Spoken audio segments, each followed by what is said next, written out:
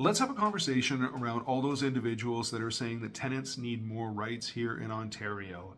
And I realize that this video is going to get a ton of backlash and a ton of hate, but I first want to be able to just go ahead and tell you a bit of a story here for all those individuals saying that the proposed Bill 60 is going to result in mass homelessness, that landlords are going to start evicting tenants, all they want to do is throw them out on the street.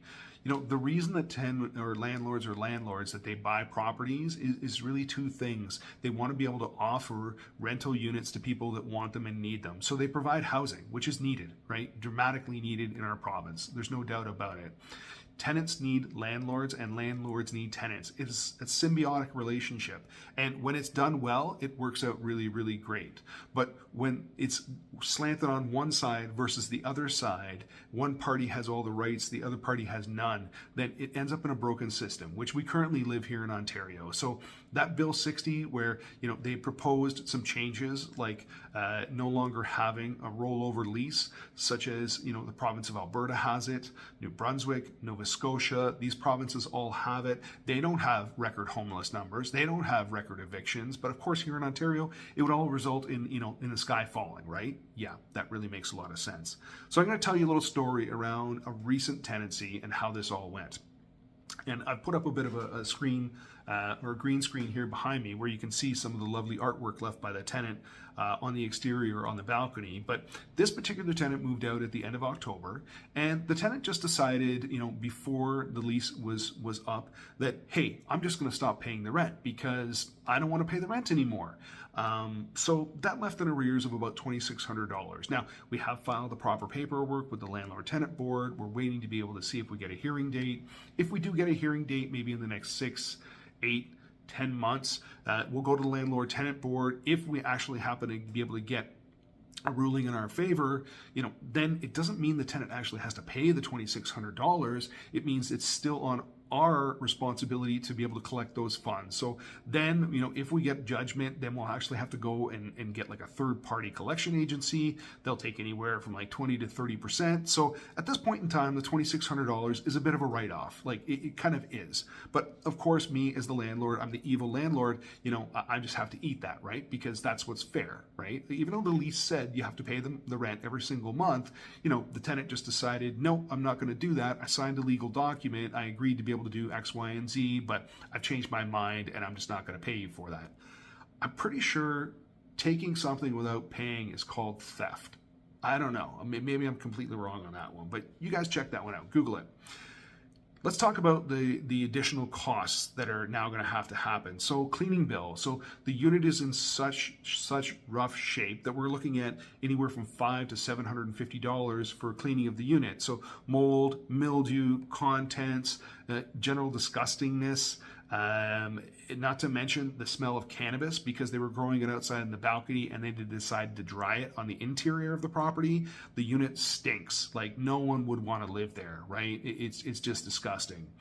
Now, again, we spent thousands of dollars renovating this unit, from brand new flooring, we updated the bathroom, new fixtures, new vanity, new mirror, new shower head, we reglazed the tub, we put in brand new cabinetry, countertops, stainless steel appliances, fridge, stove, dishwasher, all of it. It looked great. The unit would look fantastic a year ago.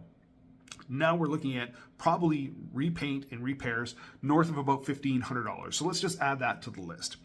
Oh, the tenant didn't want to take all of their belongings, so they decided to leave a lot of the belongings. And on top of that, they also decided to fill up our dumpster, which is really meant for garbage collection, bagged garbage, not furniture items. Let's just leave that as well because, hey, I'm a tenant in Ontario and I get to do whatever I want. So that's about $400. Let's add on top of that the fact that we weren't able to show the unit really in the last 30 to 60 days. And again, I've had great tenants where they keep their places in great shape. They give you notice, they're going to move out, move on, that's fine. You ask them, can we agree upon a night and a time where we can start to show the unit? We're going to give you notice. Yeah, wonderful, no problem. And you put up your ad, you get new people that are coming in, they look at it, okay, wonderful, right? You sign a lease, takes a couple of days to clean the place up, and then you move on. In this particular case, the tenant denied us that ability to be able to do that. So what does it mean? It means another month of vacancy where it's clean up, which means no rent collection. But again, I'm the landlord, so I'm just supposed to eat that, right? That's part of the job. Okay, fine. There it is. We may get one leased up in the next month. It may take a couple of months, but hey, let's give more rights to the tenants right here in Ontario. Let's talk about the numerous violations in terms of the bylaw violations, the building violations. So the 6 months of complaints that happen from the neighbors feeling unsafe because these particular tenants like to prop the doors open. Why? Well, because they were selling something. They were selling something inside of the unit, and they would have people show up at all hours of the day and the nighttime. They would buy something. I mean, what could it be that they were selling? But they would buy something, and then as a result, what would happen? Well, they would pass out in the hallways, they would urinate on the stairwells, they would vomit in the foyers, and then the ambulance gets called. So think about this. That's taxpayers' dollars that are paying for that ambulance service to go out there every single time that the tenants' friends, aka customers, were showing up to be able to buy whatever it might be. And think about someone that needs that, someone that's having a heart attack, someone that's having a real medical emergency. Well, that ambulance has actually showed up because, hey, whatever this particular customer took, it's now inebriated them. And you guys can guess what I'm talking about. I mean, it's pretty obvious here. The bylaw violations, where the bylaw officer came up for the city and identified a number of items, including the propane tanks that were hooked up to the barbecues, which aren't allowed by the city, and noted that as a fire hazard. So then when the fire department showed up, how the fire department was denied access. They were not allowed to be able to go in because the tenant refused it whatsoever. Let's talk about the 4 dogs that they had in the unit.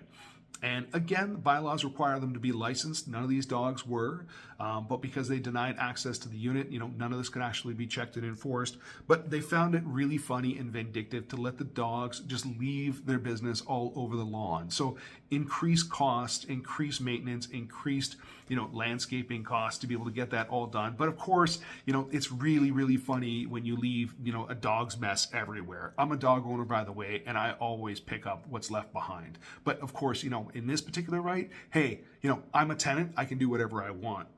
Let's talk about the illegal drinking in the parking lot. This one is my favorite. I love this particular one because they couldn't do it inside the unit.